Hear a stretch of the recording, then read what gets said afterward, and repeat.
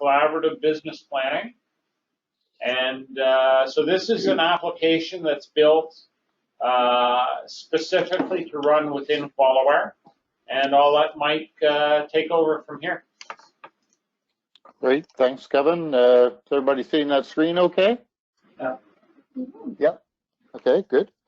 Well, thanks for the opportunity, Kevin. Always happy to talk with folks about collaborative planning and the approach, and more poignantly the technology. And Bob's there in the room, I know. So if we need any deep dive on the tech, he's the man. So we thought, first of all, though, we'd give you a little background on kind of the business application of what the tool is built for, and take you through a generic demo. We'll talk about some work we've done with one of our beta clients here in Nova Scotia, and then we hopefully have lots of time for interaction, Q&A, as we move through that. So a little bit more, myself, I started Landmark Decisions about 25 years ago, focused primarily initially on cost management and process improvement. Moved into work in the area of organizational performance management, done a lot of work with the federal government, a variety of departments on departmental results frameworks, performance information profiles, service standard development. So, you know, the business consulting side of that work. My partner of the last 4 or 5 years, Derek Sanderson, who's based in Toronto. He's not with us today, unfortunately, but he had previous experience in the development and running a software company that did something very similar to what you're going to see with collaborative business planning. So we've been able to tap into his expertise. And this approach is that we call activity-based planning, is used and promoted by CPA Canada, for example. Both Derek and I do a lot of workshops with CPA Canada, both in-house workshops as well as virtual classroom workshops. And we also participate with Financial Management Institute. So it's because it has the costing word, it's the finance folks get turned on to it. But to be honest, it's really more of an operational planning and operational management, process management tool. So Kevin and I can't remember, Kevin, now how many years ago it was when I first became aware. I think you were at a PPX event or something like that, and I got to understand a little bit of QualiWare, and we talked about the potential of using it as a platform for this new solution. And so we've been at this a couple of years now. Bob's been developing all the code. So I don't know, Bob, do you want to weigh in with a little bit of background from yourself and so on for those who don't know you? I think I know pretty much everyone in the room involved with QualiWare Close Reach since 2011. Did a lot of work for D&D, some configuration work for them, lots and lots of training. That number of people trained is probably closer to 700. I was actually out training today at that course, so very busy with that. I think one thing missing from the bullets there is that I've done a lot of process modeling for D&D, hundreds of models to related to what the material group is doing at the end. Great. So that's the triad, as it were, Mike, Bob, and Derek. And as I say, this is a solution built around a methodology, activity-based planning, and that methodology was popularized probably almost 20 years ago now in this book called The Closed Loop. So I'm going to give you a little background on that. CAMI, the Consortium for Advanced Management International, it's a research, kind of not-for-profit, member-driven research organization out of the US and the UK. Members include Boeing, UK Ministry of Defense, US Army, Australian Navy. There's a lot of military involvement in that. Our colleague Derek is actually one of the leaders of the Performance Management Special Interest Group, and was actually one of the co-authors of this book a number of years ago. Again, so we've tapped into that knowledge and are now applying that with CBP. So how it really works is, this is an example that's actually based on some work done at Health Canada health products food branch a couple of years ago on defining efficiency indicators for them, but relevant for what we do here. So basically, any organization has demands, which could be your program, your service delivery models, your clients' requirements of you as an organization. At Health Products and Food Branch, two of those demands, or outputs, we call them, are doing inspections and doing assessments. So they basically have to make sure organizations are compliant with regulations, and so they'll do these assessments or do these inspections. So the next thing we do in the business process is understand what are the activities, so what are the work packages that need to take place to deliver on those outputs. So in this case, we're, again, a subset of the full model, but we look at site visits. They handle queries that come in from clients and other folks. They prepare reports, so those would be some of the activities. And then we look at the inputs or the resources. So the symbology here you'll see reflected in CBP. Symbology, these kind of downward pointing home plates are representative of fixed resources. So our labor, our facilities, our equipment, things that we pay regardless of how they're used, fixed cost items. We also can represent variable resources, in this case contractors, consultants, hire and fire. And each of these, you'll notice, have the unit of measure associated with it. So the first task in building these models is understanding the business process. So it really is a business process diagram. We build it from the bottom up, and we keep our resources on the top. It's just convention. You're probably more familiar to seeing business process models go from left to right. And, you know, essentially the same. Except we do this mainly because the model calculates in a two-pass approach.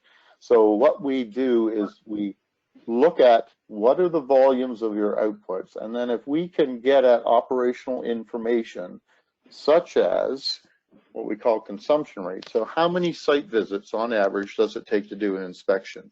Or how many info queries would typically be done to you know, manage an assessment? And then moving up the chain, how many labor hours are required to do those site visits or the info queries or the reports and so on. So we gather that what we call unit level of effort as we either from operational systems that may exist at the clients or through interviews. We can use assumptions and best guesses here. Because we have the opportunity to validate this model, because when we move the model up, we calculate the model. So I could take, let's say we had 20 inspections that need to be done this quarter. And we knew that every inspection took on average two visits. So I would have 40 visits required. If each visit took me 4 hours, I would have 40 times 4 is 160 hours of field time required. I can then compare that against a known capacity. Most fixed resources will have constraints. So will be defined by how many people, how many hours in the day, how much equipment is available, how much space is available in the facility. So we actually model those constraints, and then we can test the model by calculating from the bottom up and determining the utilization of those resources. If the utilization is less than 100%, then we can actually start looking at cost information. If the utilization is over 100% through this calculation, if we're doing it the first time, we probably have a validation issue we need to resolve. But in planning, we would need to resolve that what we call broken constraint before any financial information would be calculated. So it's really an operational model that's filled with operational data. Then we can bring in financial information so that all the dollars actually, and you think about it in your organizations, the dollars actually sit at the resource level. So we pay for our people, we pay for our facilities, we pay for our equipment, we pay for our contractors. So those dollars are mapped to the resource structure, and then they actually get pulled back down through the model in a second pass. So it's actually a two-pass calculation, bottom up, using all the operational data, and then top down, using the established flows. So as we build from the bottom up, we will establish distribution patterns that the dollars will basically trickle back down through. So we can get at activity cost, we can get at the cost of outputs, we can actually get at the cost to support a particular client or client type based on their demands on the organization. So I'm just going to pause there and see if everybody's with me. Any questions on the methodology before we kind of jump into the application? I'm good. Okay, very good. So we'll reinforce this in the application. So let's do that. Let me go over to CBP. Got a variety of models here open. So this is the interface. So we have a variety. So what Bob's done is created a variety of custom objects, symbols that map out to our methodology and our conventions. And those are basically click and place on the diagram. And we'll run through an example of how that's done. But this is that model that we looked at. So I've got my inspections.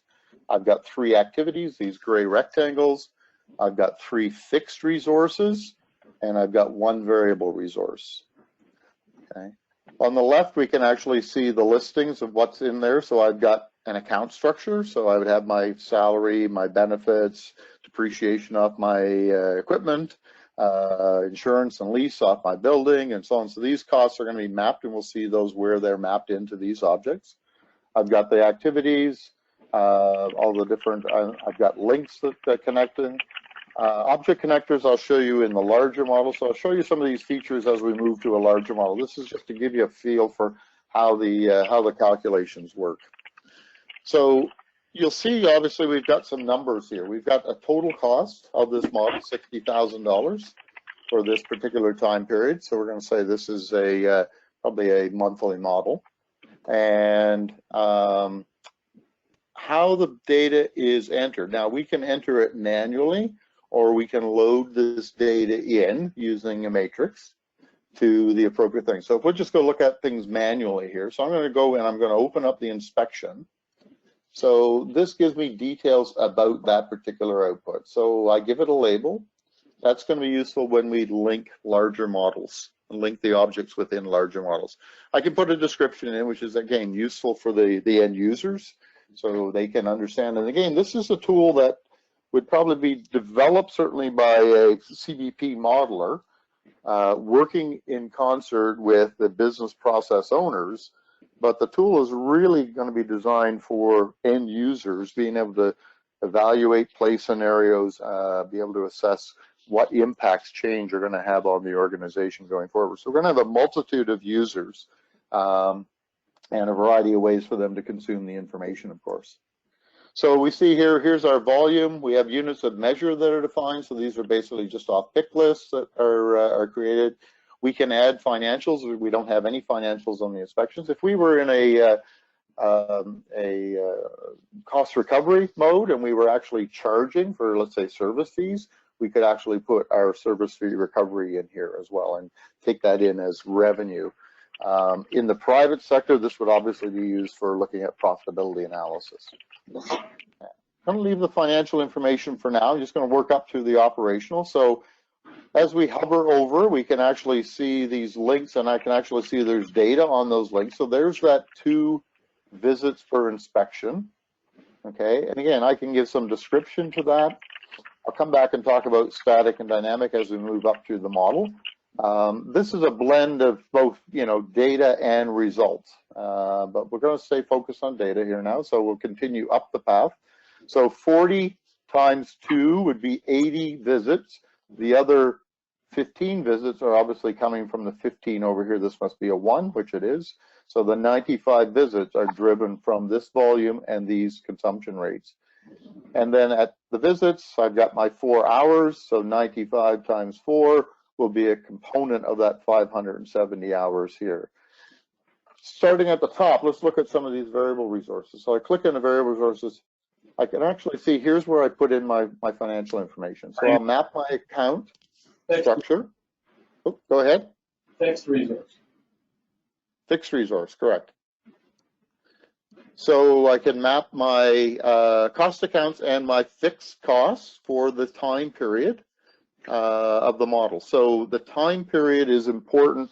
When you're validating these models, you're going to validate against a known time period. Typically, could be last month, last quarter, last year. So you're going to collect operational data relevant to that time period, and you're going to match that to the financial data relevant to that time period, because you want to build a model that, you know, reasonably represents the business process. You're going to use that for planning purposes, obviously.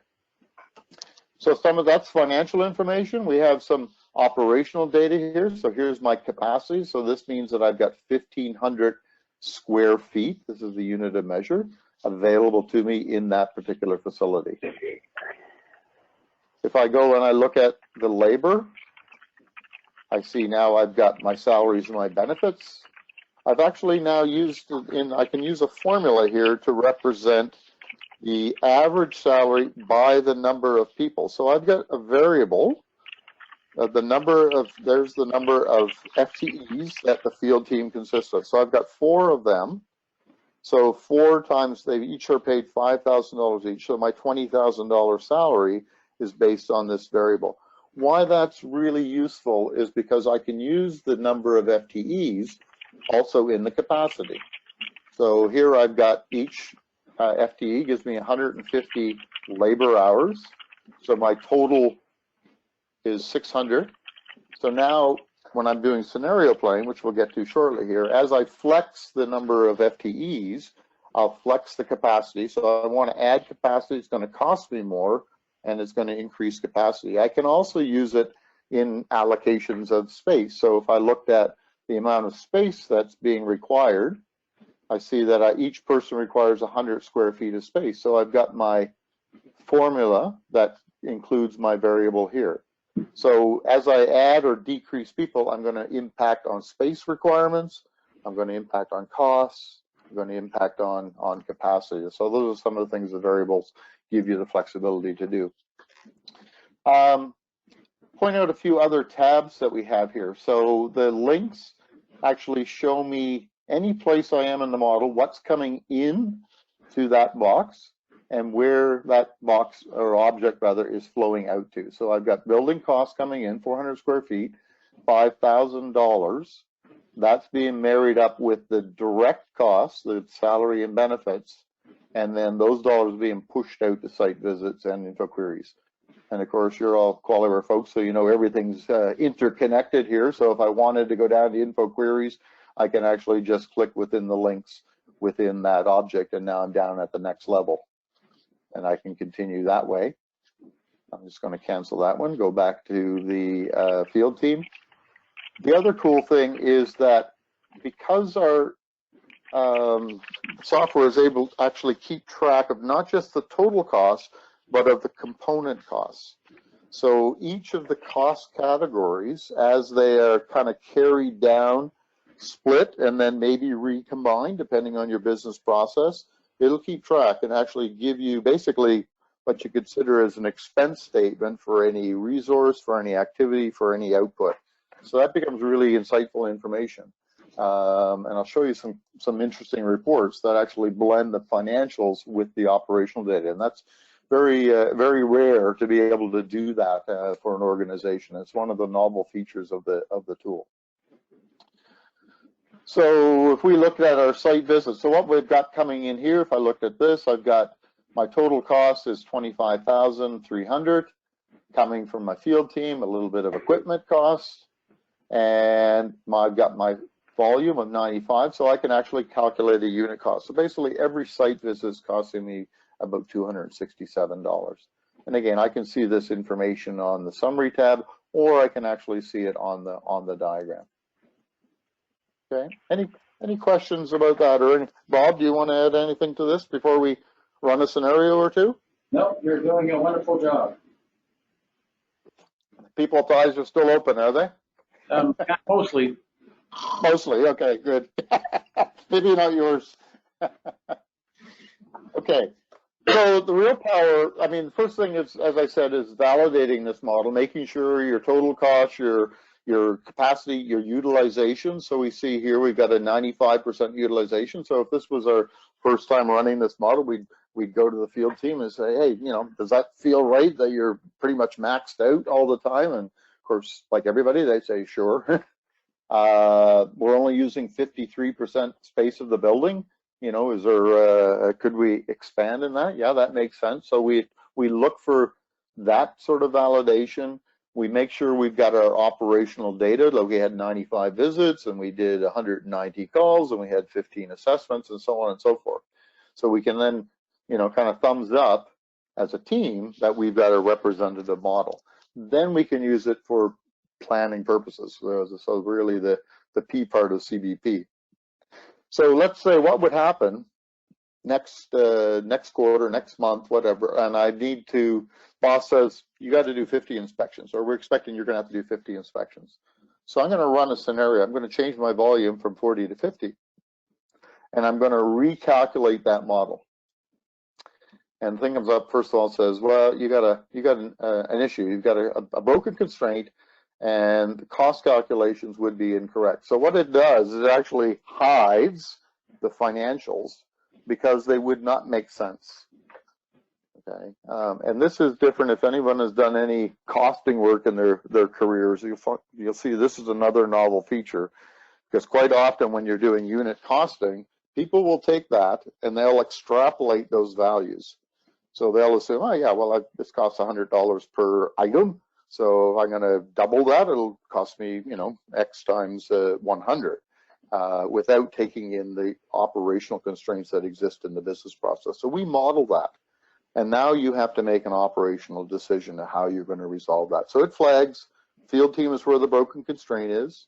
We're at 115% utilization. So we have to fix that problem. So, variety of ways to fix that, of course. And that's where working in the business process team, kind of looking at solutions, and that's the C part of CBP, the collaborative part, because there's a variety of ways to resolve that, and one person may not have all the answers. So we could look at changing, so we may say, well, we just won't do as many assessments. That could be a solution. That may not be practical. We could say, well, let's add more people. Well, that's a quick one, because if I go and I went from 4 to 5, let's say I didn't have a hiring freeze and I could add that extra person, recalculate the model.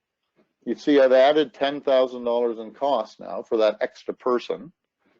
I've increased my capacity from 600 to 750, so therefore my utilization now is at 92%. So it's close to where it was before. So that might be one possible solution. So, right? Go ahead. So I have visual indicators when you run that, right? The constraint will show up as a red icon. Correct.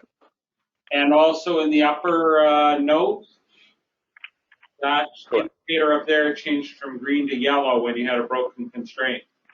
That's correct. Actually, let me go back, because I want to try a different thing with you, and I'll show you how quick it is to add things. And so some of your scenarios could be data changes that you want to anticipate. Some could be, hardcore business process changes that you're doing. So if any of you have done any work in lean, where you're looking at reducing waste or changing the way things happen, we want to be able to simulate those as well. So let me go back. I'm going to go back to my situation of 4. Take that back, and I'll recalculate that model. So there's the red showing there. And what now if I could actually make a process improvement? So if I could reduce the amount of time here, so it's 4 hours per visit. So if I go and do some research and find out why it's taking so long. So yeah, there's a bit of commute time back and forth, but when I talk to the field team, they basically say, well, when we get out to the client site, they're unprepared. They don't have the information. They're hunting high and low, and we just waste a lot of time waiting when we're on site. So could we improve that? So one suggestion might be, well, how long should it take? Well, half an hour out, we should be there no more than an hour and a half. Well, let's see what the impact would be. If we went from 4 to 2, let's test that first before we get too carried away. I'll recalculate the model. And lo and behold, not only do I resolve the broken constraint, I actually kind of really have a major impact on the field team, because now this has gone green. So we can actually set thresholds, capacity warning thresholds, to flag me when I have different conditions around utilizations of different objects on the model. So yes, I'll get one when it breaks and goes red. In this case, I'm going to get it going green when it goes less than 85%. So I've got basically extra capacity. So I know that's a good thing to do. It's not going to come for free though. So one of the suggestions might be, well, let's do some training. So, you know, let's say every so many inspections, we're going to ask the client to come in, we're going to give them a training session. So tell them what we need. So we'll less time for them, less time for us. So what I'm going to do is I'm going to create an activity. I'll stick it over here and I'll call this training. Okay. So I've got that. Now, obviously, I have to link that into the model. Why am I going to do training? I'm going to do training related to inspection. So I'm going to hit my links. I'm going to link from inspection to training. Who's going to deliver the training? The field team. So I'm going to link from training to field team. Okay. And again, I could play around here with the diagram to make it look a little prettier. Maybe not. There we go. So by default, it'll put in 1. So it'll actually allow that model to calculate, but it's obviously not going to be 1 training session per. I would probably want to put that in as far as number of training sessions. Do I have that? Yeah, I can have workshops there. So, and I could put a little description and a little label here as well. Don't really need it for this purpose. But I'm going to say every 5 inspections, I want to do a training workshop. So I would put a consumption rate of 0.2 in there. So that'll mean that out of 50 inspections, I would do 10 workshops. How long would a workshop be? Let's say it's going to be half a day. So let's make that 4 hours. And that's 4. Okay. And they're going to do done with the field team. I'll recalculate the model. Utilization has gone up from 77 to 83%. Still in the green, so less than 85. And now I start to see some costs of those workshops. Okay, now there may be other costs associated with workshop. I might have to allocate some space to that, so I could actually add the extra space that I have in my building. I could dedicate some space. So let's do that. And that's going to be, now when I said I'd come back to talk about these static and dynamic. So a dynamic consumption rate means that it will vary with the flow of what's coming in. So obviously the more workshops, the more training hours I need. If I have a dedicated training space, like where you guys are sitting there at Close Reach, that's, you know, kind of blocked off. So all of Close Reach, that's the training facility. So we're going to create that. We're going to call that static. And let's say the training space is going to be 400 square feet. So now what's going to happen is I'm going to allocate some of the building costs now down to the training area. You'll see this cost when I recalculate this model is going to go up. So now it costs about $552 to do a training workshop because I'm taking some of the space away from the building. What will be interesting though, from a costing point of view, less costs will now flow down to the field team and the equipment because the cost of that was originally being borne by only those 2 resources. Now it's being distributed down here. So actually the overall total cost of probably inspections will go up because more facility cost is coming down through training and inspection. So you see, costing is actually very dynamic. It's based on the way business process works. And the key thing with CVP is the ability to do that. So any questions? Okay, so there's a whole, so, you know, that's one way is to interact with the diagram and understand what's going on. There are a whole series of reports that, that Bob has built. So we have data reports, we have reports on results, we can do scenario comparison, we can do data extracts. So I'm just gonna cherry pick a few of these for you. So certainly we can produce a financial report. So we got to keep the beanies happy. So this basically gives you the dollars by cost account. What's interesting though, it actually will give you the actual operational flow of the boxes that, or the objects that those are on. So this is 570 labor hours, the salary, and the total cost. It tells you if it's fixed or variable, F or V. We can look at what's called an object summary. So this is a list of all of the objects that sit in the model by type, name, the flow, and the actual cost at that particular point. Okay, so obviously as you move further down the model, the more expense, more costs ultimately trickle into those objects. We have a detailed, so we can select any object in the model and get a kind of this P&L or expense statement. So in this case, I'm looking at the output of assessments, and I'm actually seeing how much field team salary, how much field team benefits, how much of building lease, both from an operational point of view and a financial point of view, is flowing into that, as well as the unit costs. I can look at that from a resource point of view. This is sort of more the financial perspective, the cost accounts. This is the same view, so I get the same $50,000 here, but now I'm actually seeing on a resource by resource basis and how much of that resource is going in there. So I'm kind of sitting at the bottom and I'm looking up and I say how much resource winds up at this point in the model. Or I could look at the other way around. I could go to a box, a resource, and say, show me how that resource is distributed down to my demands. It's not terribly exciting with this model. I've only got 2 demands.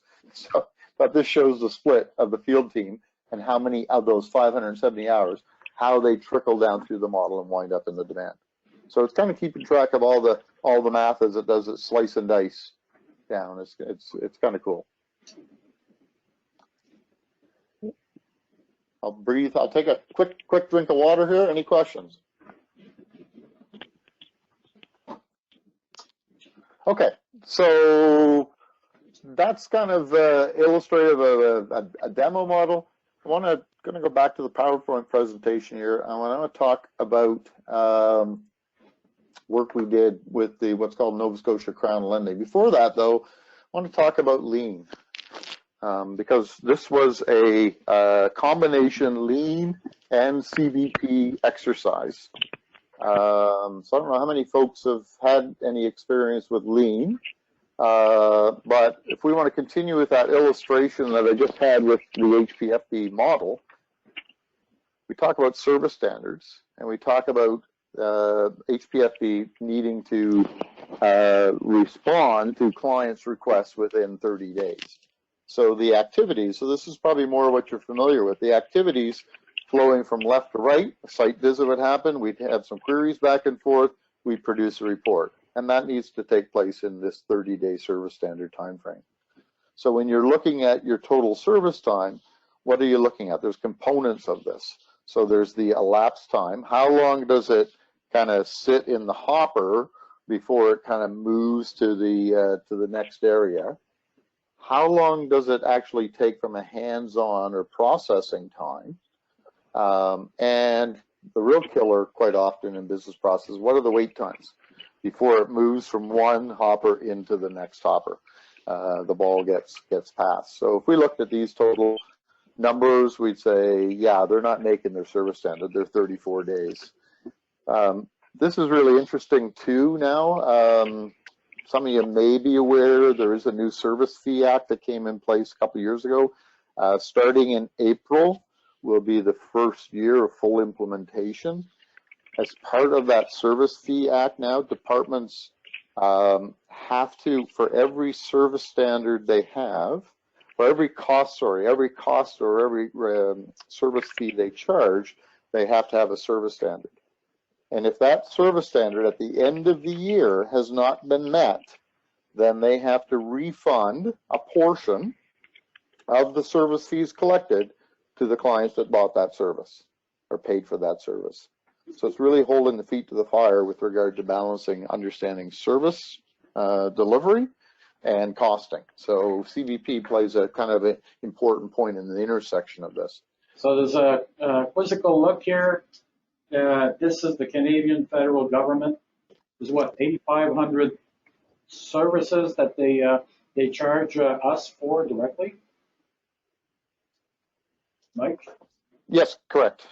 So, you know, some of the bigger ones, Industry Canada or IR, what is it now? II, I can't remember all the acronym changes. Industry is probably one of the larger ones, Transport Canada, Health Canada. Not all departments have them, but those that do are currently working hard, shall we say, to understand costs and how the impact is going to be on service standards. So that's certainly a market area for us with this product. So this is kind of what takes place when you do a lean exercise.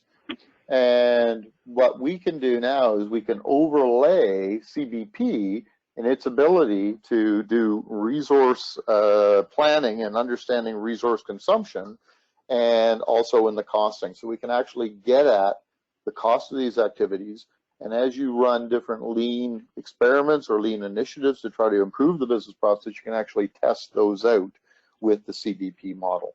So the tool itself, CBP, I mean, we say here are the key benefits, and the collaborative name really comes out. It's primarily an operations management tool because it allows you to look at resource deployment, resource allocations, capacities, process improvement efficiencies. All of that operational data is there. Because we bring financial information, it pulls in the finance folks for costing, budgeting, and planning. You could maybe see if you were built an operational model and you looked at next year's forecasts with regard to volumes, you'd be able to determine a budget based on the resource requirements for that. So it gets at transfer pricing and cost to serve, client management, obviously service fees and support for service standards is key, and then even strategically, so new programs, new services that are being offered, cost of internal services, transfer pricing within internal, make or buy, capital justifications. All of those things can be evaluated through this area planning. So those are really some of the key benefits of the tool. So